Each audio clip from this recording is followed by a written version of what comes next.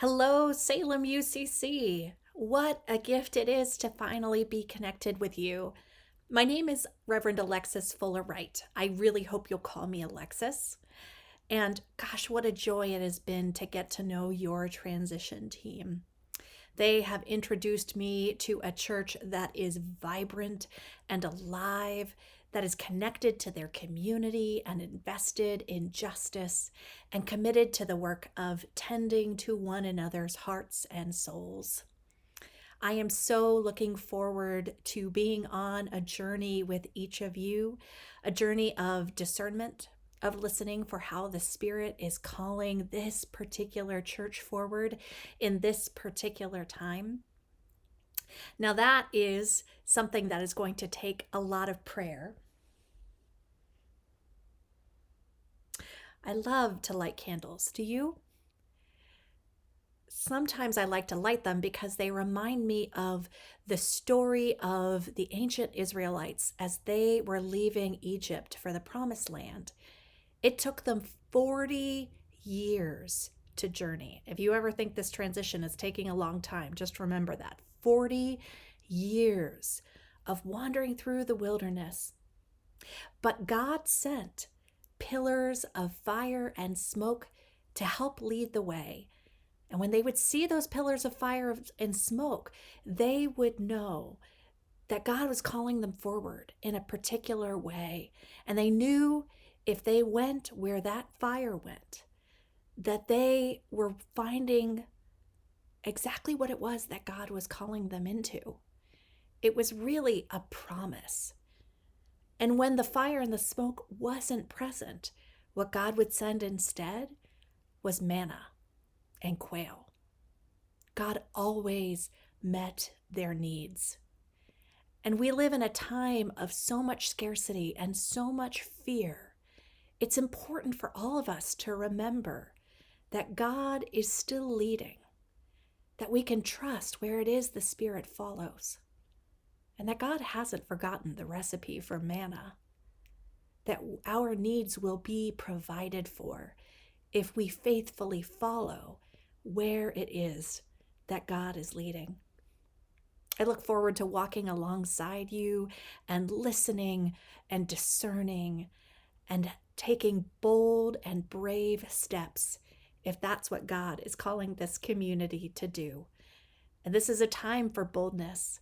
So my hope and my trust is that together we will do this faithful work, and that where we end up, whether it's surprising or not, will be astonishingly beautiful and exciting. Speaking of journeys, I live in coastal Maine. I love to go for walks with my children. And one of the things we like to look for is sea glass. And we pick it up and we collect it together. If you haven't seen sea glass before, it is regular glass that has been tossed and blown through the ocean and over time is refined into these soft, beautiful, luminous stones. It's a real image of renewal and a reminder of how God takes the broken parts of our world and transforms them into something beautiful and healing and life-giving. And I trust that promise continues to be true today. It is a promise that really anchors my ministry. It is the belief that God continues to make beautiful what has been broken or hurt or scarred. Together we will engage in the work of being agents of God's transformation in the world. Aha. When I arrive, friends, one of my deepest hopes is that you might join me for a cup of coffee or tea or beverage of your choice, and that you'll share your stories with me. Your stories of hope, your stories of fear. You'll let me know what it is that you are longing for and what it is that's keeping you up at night.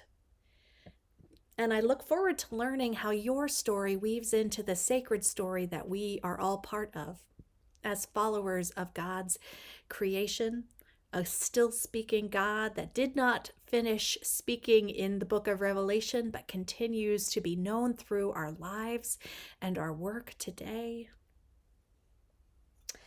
And friends, I look forward to you getting to know my family, my wife Liz, my kids Nora and Will. Nora is an artist. Nora is 7. And Nora loves to weave necklaces like this. He has been doing this kind of weaving and artistic creation pretty much since he learned how to use his fingers. Now you'll notice that I use he for Nora. Nora has been identifying as a boy since he was about 3 years old. And part of my work as a faith leader in the world today is trying to help create and cultivate communities that are extravagantly loving and welcoming and supportive of all God's creatures exactly how they were made to be, that we celebrate the wholeness of each and every individual. I wish I were with you this week as you move through the Pride season and your Pride celebration. Trust that I will be with you next year and that we will continue to show the wider community and the wider world how big and bold and beautiful God's love is for each human being, and the way that we get to know a piece of who God is through each and every person and their expressions of love and life and identity.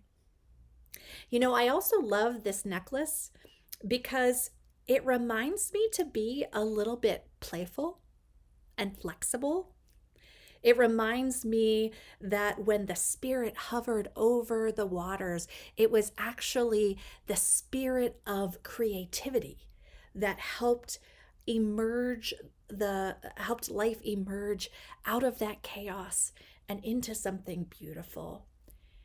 You know, this is a time in the world that calls for incredible creativity because the answers that we are looking for are not already known. If they had been found, we would have solved the world's problems right now.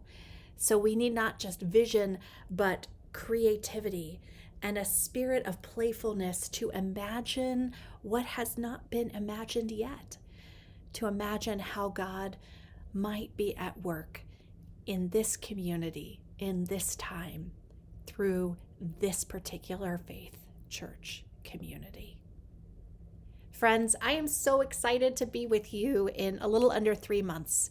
Come September 20th, I will be found in your church office and then hopefully out in your town streets and in the community, getting to know you and your neighbors, getting to know your leaders, and learning how it is that we might all respond together to God's call in this time. I like to lead with a lot of listening. I trust that if I can hear the stories and know the stories and reflect those stories back, that together we can listen for what God is saying and inviting us into. And then together we do the work. So friends, I hope that you will pray for me in this time of transition as I am praying for you in this time of transition. And just know that in a few short months, there is some incredible work ahead of us. And I have every faith that we have exactly what we need to meet the challenge ahead. I hope you'll join me. See you all soon. Take good care. Bye-bye.